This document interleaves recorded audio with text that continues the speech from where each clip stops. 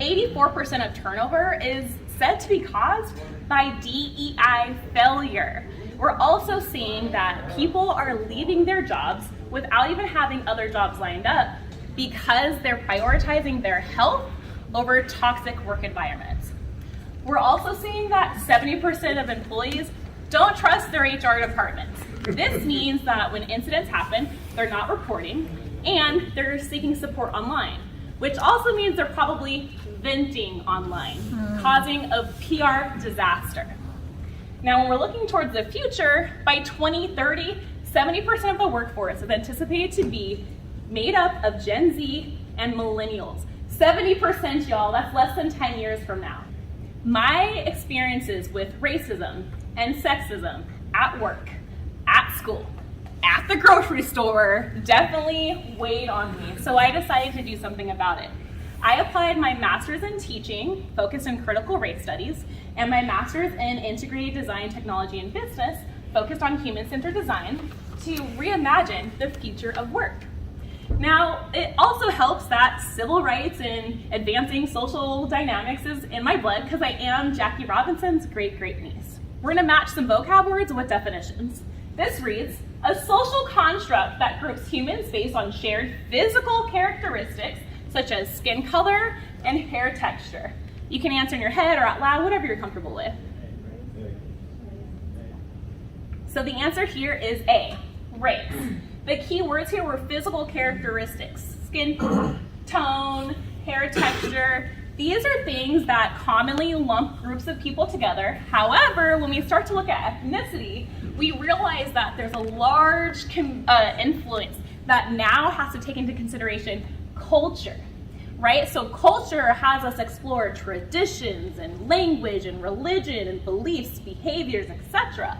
And so when we look at ethnicity, we may find similar characteristics across different demographics around the world. However, they may not be a part of the same ethnic group, even though they may have similar physical attributes. Does that make sense? I have an analogy around a paper cut. Think about a microaggression as small slights that happen and they're one-off events. However, the more times you get cut, the larger that gaping wound becomes. And the emotional, psychological, and physical pain that comes from those experiences becomes compounded. I'd love for you to share with me what pops up for you.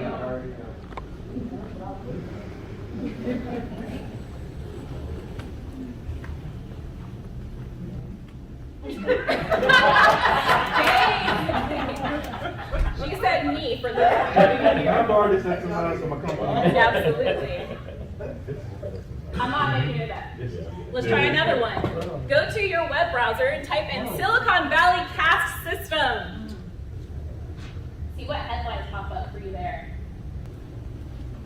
Let's look at some other things around different industries. How does racism show up in fashion? Or technology and design? Band-aids. In function, yeah. They serve its purpose, it's covering the wound, but in form, right? Advertising, Dove, putting ads out that say, if you wash yourself, you will transform from a magical black person to a magical white person. It's all around us. And there's a decision maker at the table that says, yes, this can be approved and this goes out. First prompt says, I can buy Band-Aids that match my skin tone. Raise your hand. Next reads, hotel bathrooms typically have products that work best on my hair texture.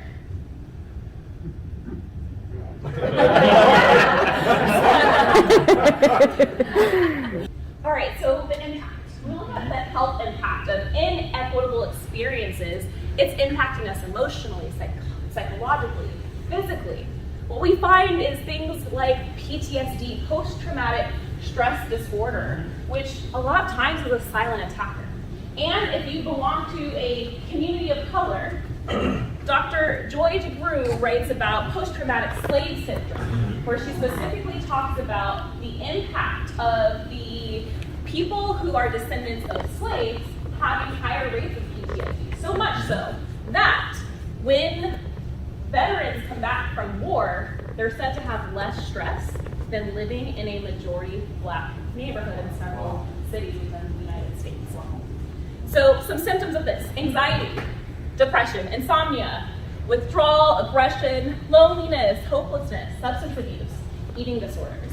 A lot of the work that I do starts with self. And so I help people gain some reflective perspective on their own lived experience before we start to step into the experiences of others. And so thinking about what was the influence of my upbringing and how does that influence my view of the world and like shape everything now is really important. I think when we're going through this process of trying to create environments for everyone, we have to know like where we personally come from as well in those situations. We have rethought what it means to do trainings within a virtual space. A lot of what you find online are these one and done videos that you complete by yourself, and they're like, hey, watch this video, now you're not a racist. Like, right? That's essentially what they're saying. And so what we know is that you can't build people skills without interacting with other people. And so having a collaborative environment to go through learning processes together where you're co-constructing meaning is super important. And so the bonding amongst teams occurs at the same time that the learning occurs. Dope.